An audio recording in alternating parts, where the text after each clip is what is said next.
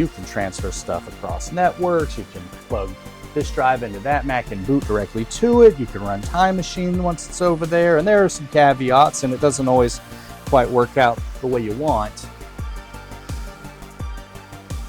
But by and large, on the data migration front, these guys are winning.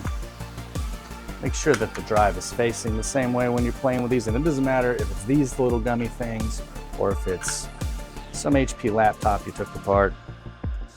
You need to face the right way, just so it sits the right way. Now this looks to me like these are actually the same on both sides, so this doesn't appear to be a big deal, but I know in the laptop world,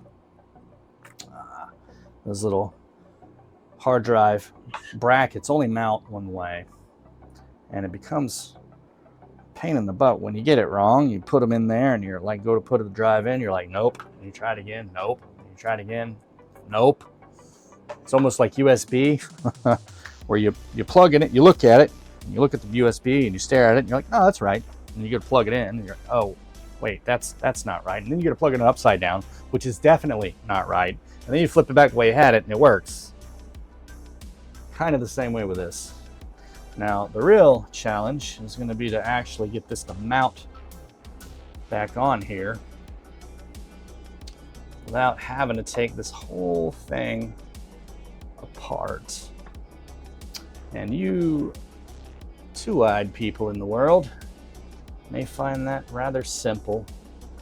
However, my one-eyed self does not find that too simple.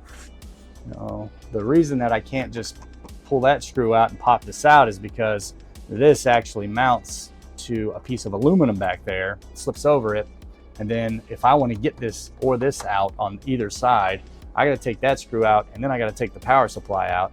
The power supply is actually plugged into the back of this board over here, and it's plugged in right there. The plug for it is right here. You can just barely see it behind the logic board there. Processor's up here, video cards back there.